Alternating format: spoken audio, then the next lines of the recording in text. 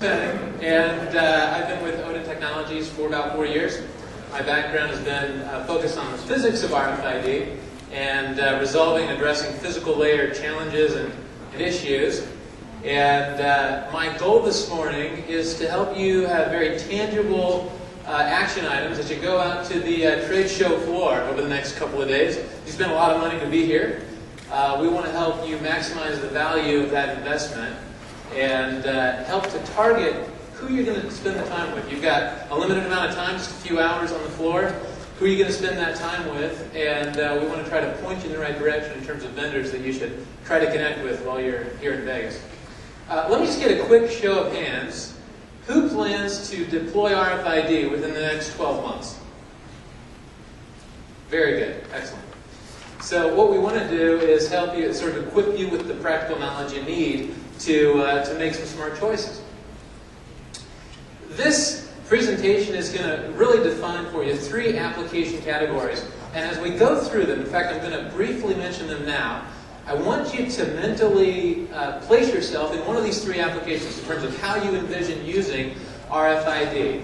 And those 3 categories are real-time location systems, so the ability to dynamically know where assets are within your facility or within your supply chain. The second is long-range event monitoring. So knowing when a jig or a fixture has entered a facility, or when an aircraft or an aircraft part has entered an apron, you want to know that that event has happened. That's a long-range event. Is that the type of application that you're focused on, or is it short-range event monitoring? So assets or materials moving through a dock door in the supply chain in your distribution center, and you want to know that the package has come to your facility. That would be considered a short-range application. So be thinking about that and identify where you fit, because in a little while we're going to talk about the leading vendors in each of those 3 application categories, and we're going to help you understand who you should be focused on for the next couple of days.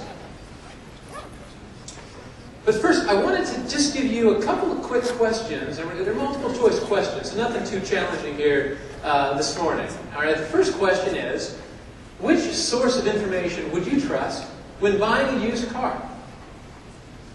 This is Uncle Vinny down at the used car lot.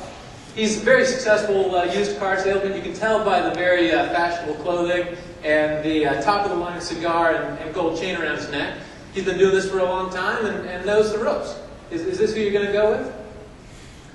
The second here is Frank. Now, Frank has been a GM mechanic now for 30 years. Nobody knows GM better than him. And if you know you're in the market for a GM, this might be an excellent choice. The third option would be the consumer reports of RFID, or of the used car category. And consumer reports, obviously an objective source of information that will provide really a framework across the entire industry for you to consider. Now, who'd like to answer this question? Which source of information would you trust? Please raise your hand. Consumer reports. Consumer reports. Excellent answer. And the reason for that is that objective information matters. No doubt about it, RFID has an emotional element to it. Any buying or sales cycle does. And what we want to do is equip you with the objective information that you need to go out and ask the questions that are relevant to making this decision. All right, next question. Which technology would you select when trying to kill a fly? Now, there's lots of different ways to kill a fly. Some are more effective than others. The Stinger missile, very effective. It's going to take out the fly. It'll probably take out the whole building. But there's no question it's going to kill the fly. Maybe not as cost effective, about $4,000 a piece, but it'll definitely get the job done. The second option is 22, a rifle. Now you'll kill the fly, you might take out the window as well, but at least you're going to salvage the house.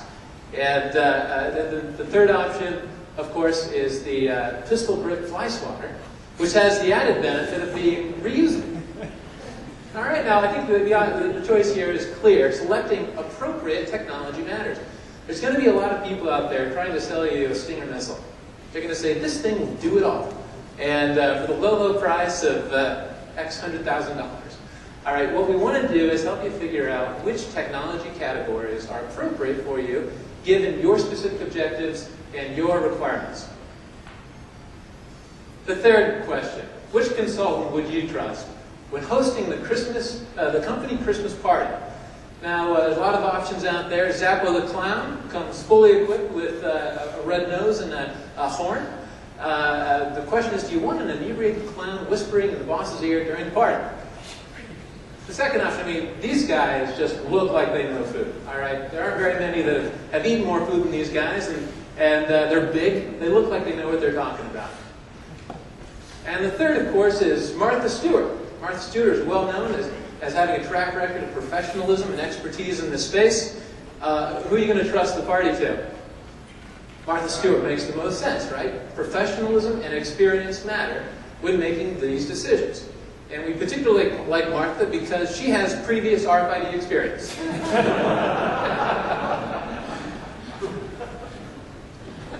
So, in order to help you do this, we want to help provide you with objective information. We want you to incorporate your unique technology requirements. So as you're mentally positioning your solution in those three categories, you'll be ready to capture this information. And then we're also going to provide some recommendations based on our relevant experience. So again, 3 application categories will be defined. We'll go through the RFID competitive landscape, how RFID vendors are positioning themselves within those 3 categories.